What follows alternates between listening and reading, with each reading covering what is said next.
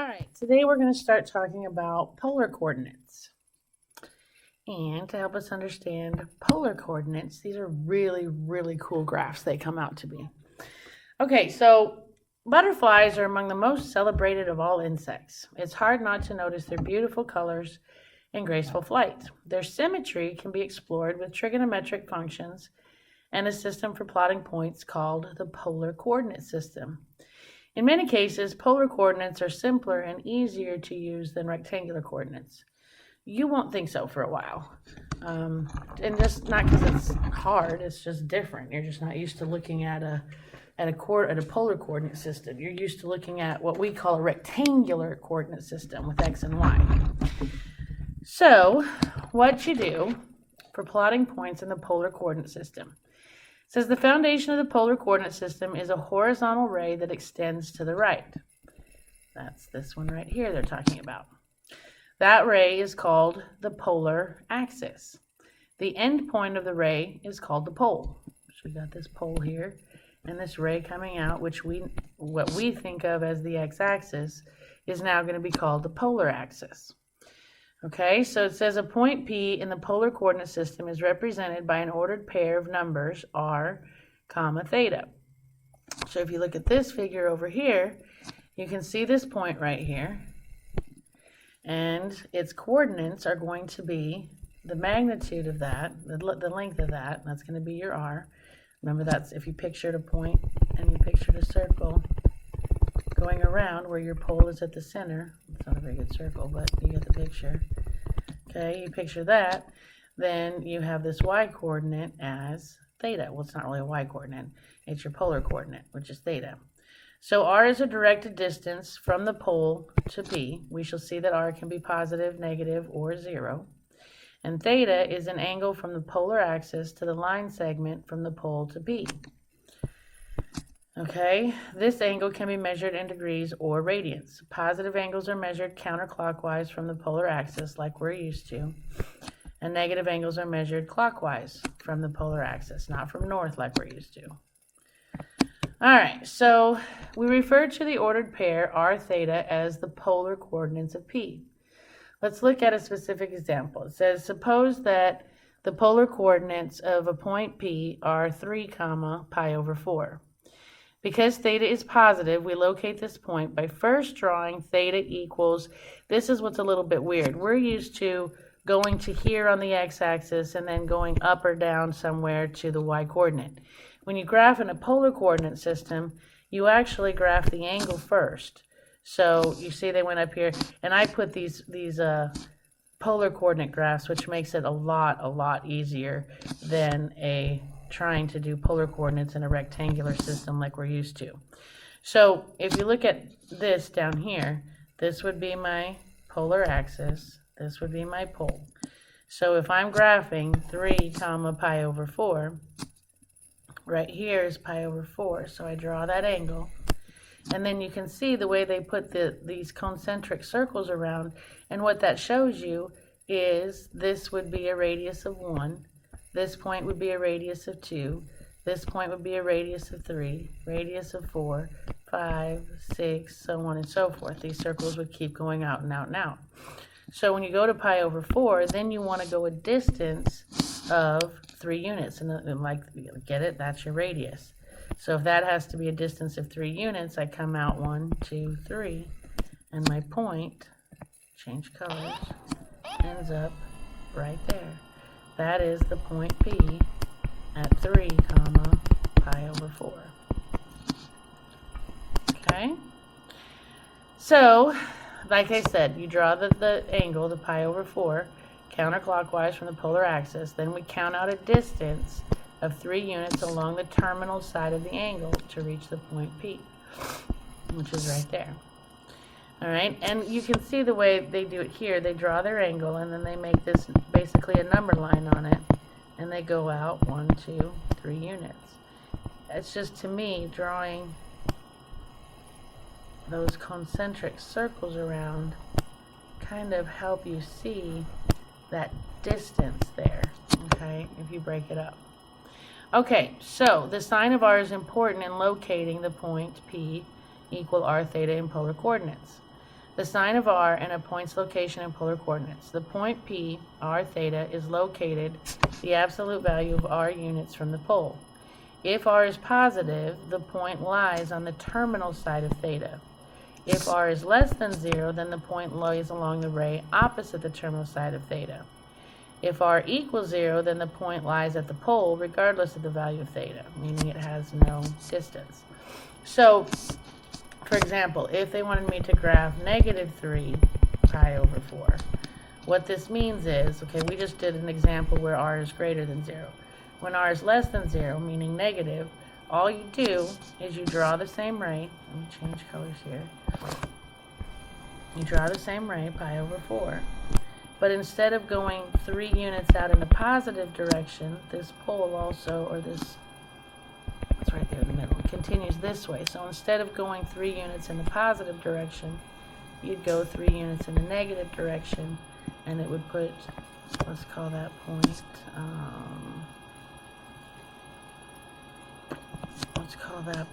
Q. And there would be point Q, which is at negative 3 pi over 4. Okay? Alright, so plot the points with the following polar coordinates. 135 degrees. So we've got our polar axis. We've got 135 degrees. And on that, we need to go out 2 units. So my point would be right there. So that would be 135 degrees. Okay, B, to graph negative 3 and 3 pi over 2. If I go to, there's my polar axis, there's 3 pi over 2.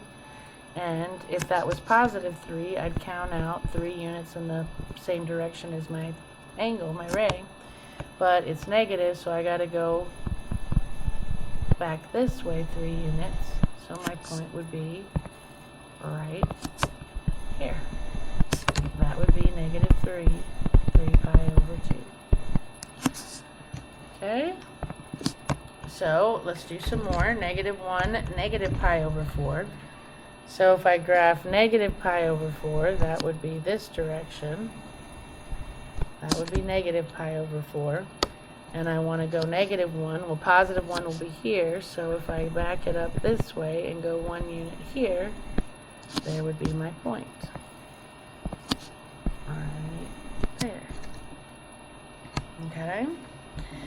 And then for D, 2 comma pi over 3, if I graph pi over 3, and then go 2 units out, there would be my point right there. They can put letters on them, which in my world makes things a lot easier, because then you can label them with a letter instead of trying to write out the coordinates again. So I like it when they put letters on it that they want me to label with. So 3 pi over 4, which would be right here. And 1 would be here, but I got to back it up and go the opposite direction. So my point would be right there, and then I can label it Q. Okay? And then for 3, negative 45 degrees, well, this would be positive 45, so this would be negative 45 degrees. I want that one. And they want a unit of 3, so it would be right there. There's my point R. Okay. You try one. Hit pause. Come back when you're ready. And hopefully you got A. So if I went to negative pi over 4, I'd be here in the middle. And 2 points out would be right here. They draw it, they don't draw with the concentric circles and all of that, but there's where it would be. Alright, try this one, hit pause, come back when you're ready.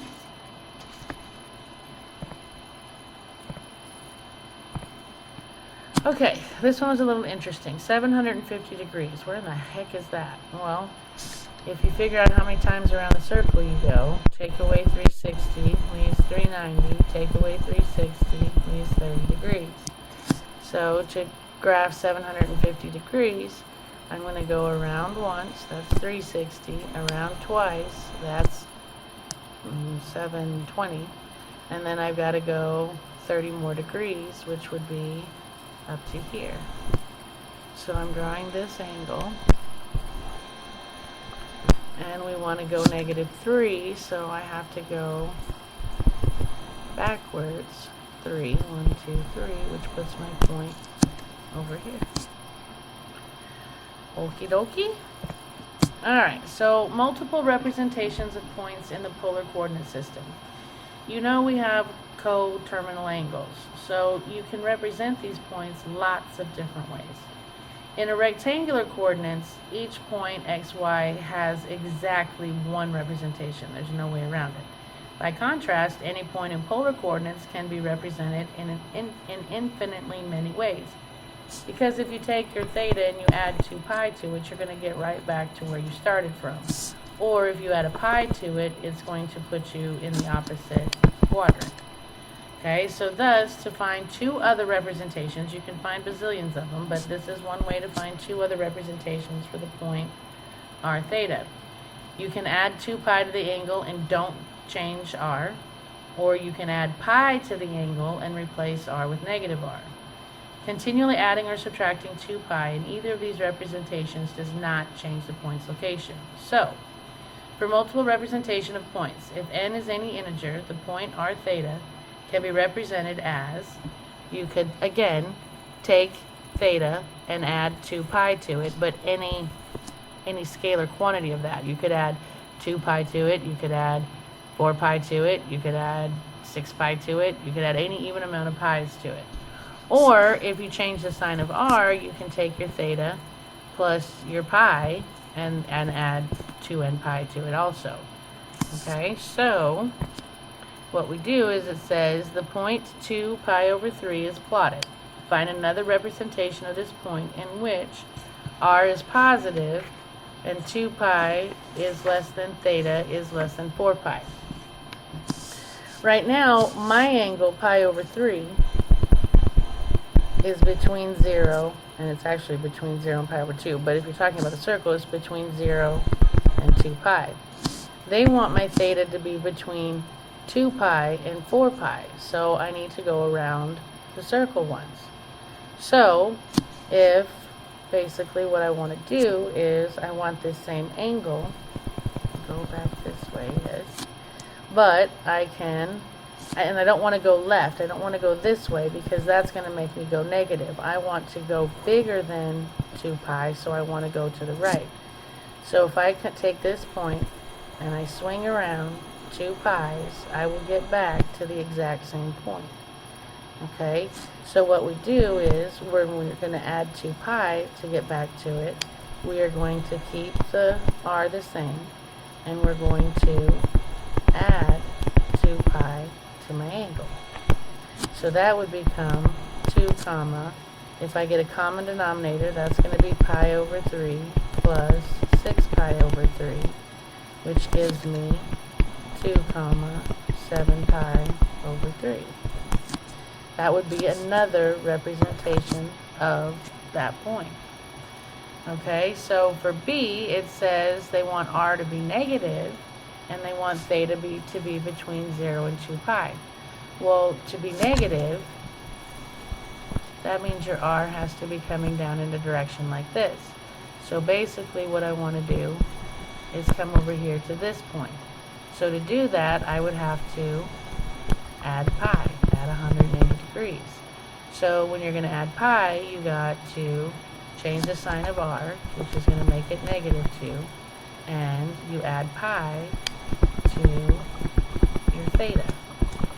So that would give me -2, a common denominator, pi over 3 plus 3 pi over 3, would give me -2, 4 pi over 3. That would be another representation of that point. Okay, so C says r is positive and theta is between -2 pi and 0. So this tells me that I want to go backwards. I need this, but I need to travel in a negative direction to get it between negative 2 pi and 0. So you keep the r and you subtract 2 pi from your theta. That's going to give me pi over 3 minus 6 pi over 3, which gives me 2 comma negative 5 pi over 3. And there would be another representation of that point. Okay, so you try one, hit pause, come back when you're ready. And they're just leaving their answers in terms like this. So if you just literally plug in your stuff, alright, depending on what you want, then you'll get your answer. So that would give me 2. So if I want to find all of its polar coordinates, and again, here's where they say all, which is why you've got to keep the n in. On the examples we were doing, we were just finding another representation. This is saying find all of them.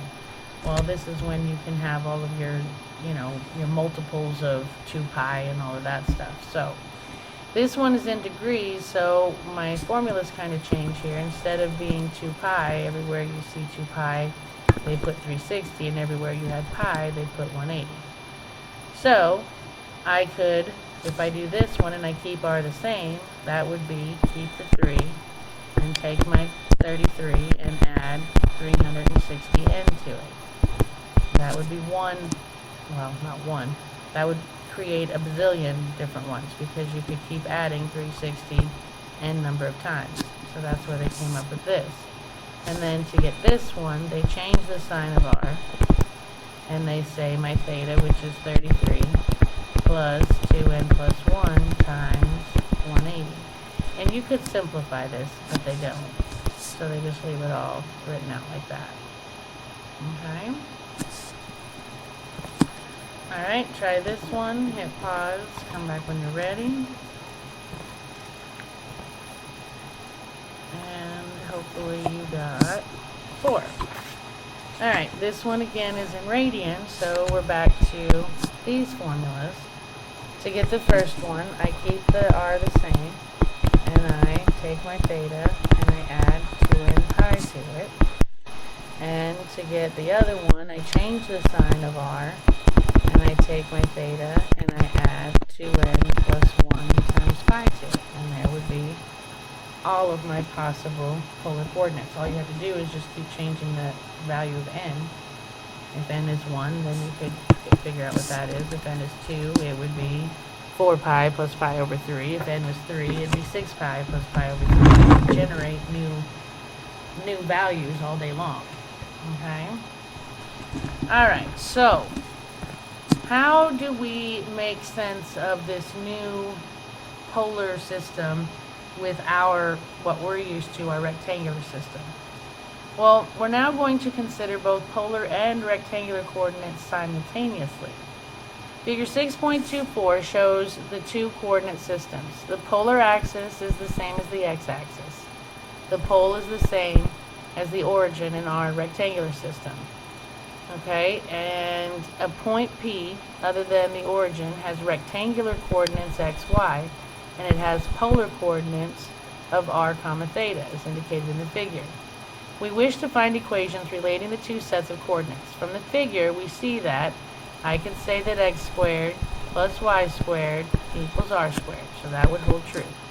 I could also say that sine of theta equals opposite over hypotenuse, so that would be y over r, which we're used to that. Cosine theta would be adjacent x over hypotenuse, so cosine is x over r, and tangent would be y over x. So what this does for us is, if I take this equation and I get r alone, I'd multiply by r, that would give me r sine theta equals y. To get r alone, I would divide by equals y over r.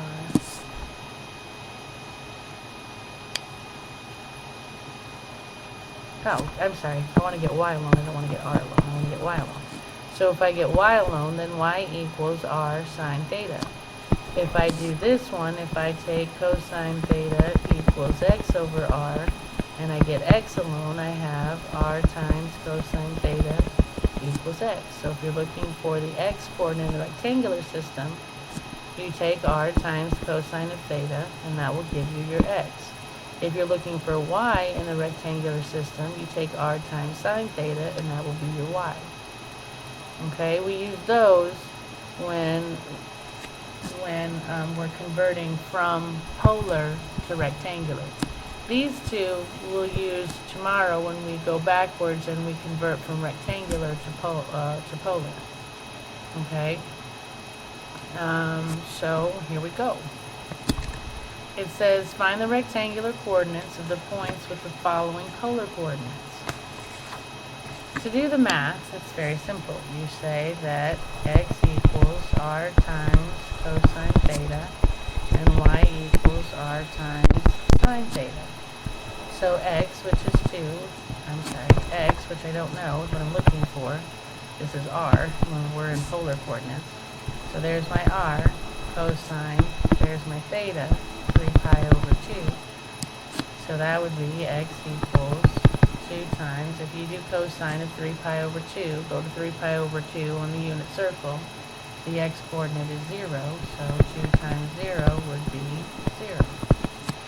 And for y, my r is 2, sine 3 pi over 2, so y equals 2 times, if you do sine of 3 pi over 2, you get negative 1, so y equals negative 2.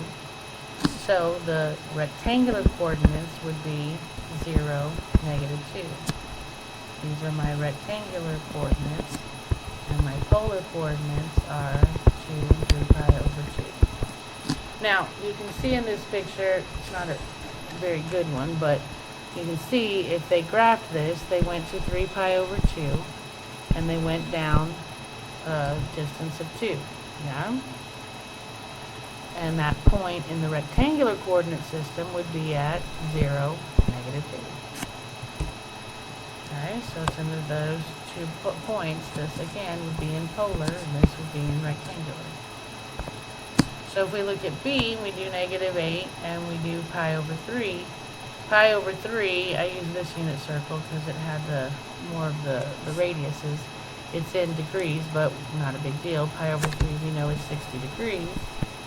So if I graph 60 degrees, and then I have to go backwards out negative 8, 1, 2, 3, 4, 5, 6, 7, there's negative 8, there's my point. Yeah? Okay, so I have x equals r cosine theta, and y equals r sine theta.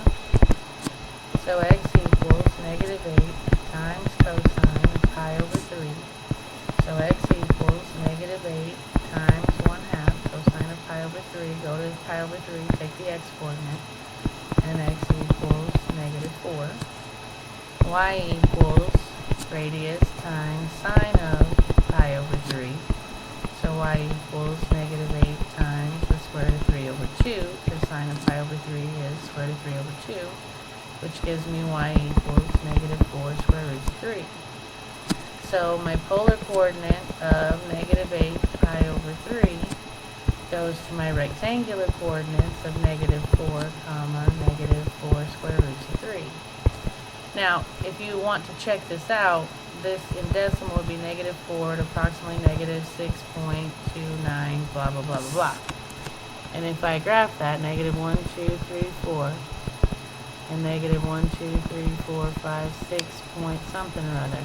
And it's close, it's not exact, but it's pretty darn close. Okay? And that's the distortion because you're putting circles in a rectangular system.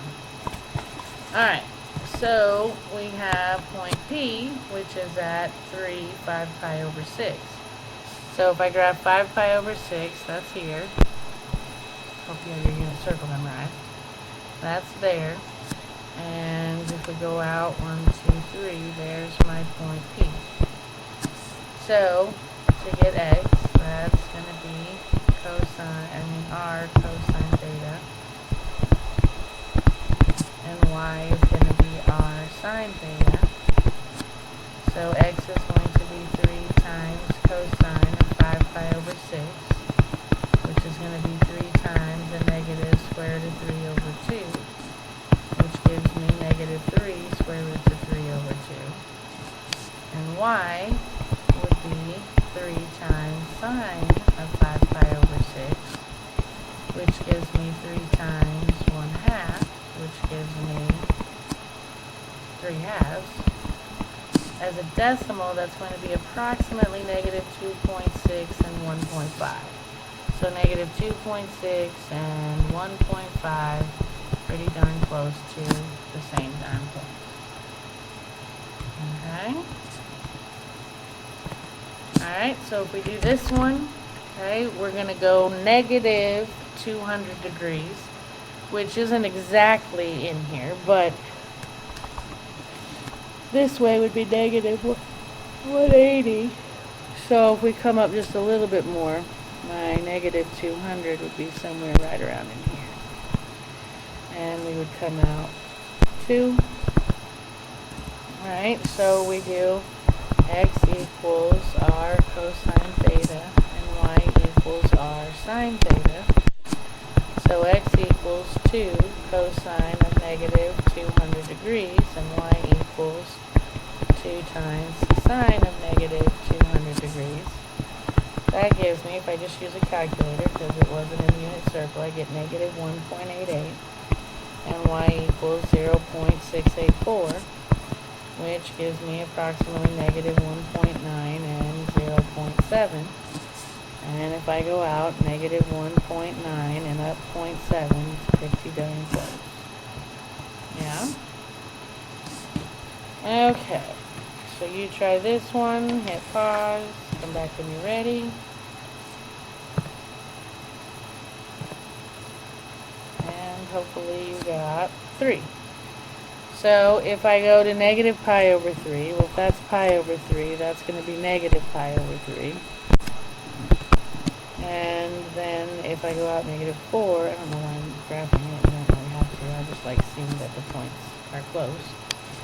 Anyway, so we have x equals r cosine theta and y equals r sine theta.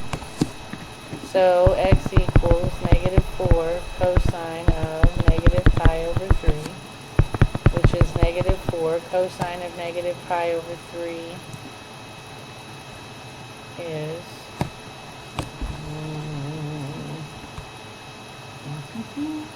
cosine of negative is 1/2. So negative 4 times 1/2, which gives me negative 2. This is going to be y equals negative 4 sine of negative pi over 3, which is negative 4 times, when you do sine of negative pi over 3, you get a negative square root of 3 over 2, which is going to be a positive 4 square roots of 3 over 2, which is going to be 2 square roots of 3. And there's your y coordinate. Okay? Try this one, hit pause, come back when you're ready.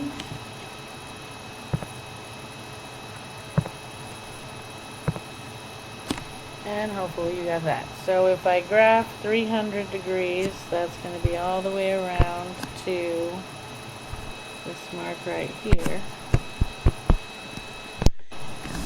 And again, I don't know why I'm drawing it, I don't really need to, but so we have x equals r cosine 300, which gives me 6 times 1/2, which gives me 3. My y equals r sine theta, which gives me 6 times the negative square root of 3 over 2, which gives me a negative 2 goes into 6, well, that's going to be a negative 6 square roots of 3 over 2, which gives me a negative 3 square roots of 3 for my y coordinate. Those would be my rectangular coordinates for that polar coordinate. Alright, so how do you graph points in polar form? You need to describe that process. You basically draw the angle first, and then plot your point are units out on that terminal side of your angle. How do you convert points and equations from rectangular to polar form? This actually, we're not answering that. We're going backwards. To go, put 2 over here. I should have split that into 2 questions. To go from polar to rectangular, you use these formulas. X equals r cosine theta and y equals r sine theta.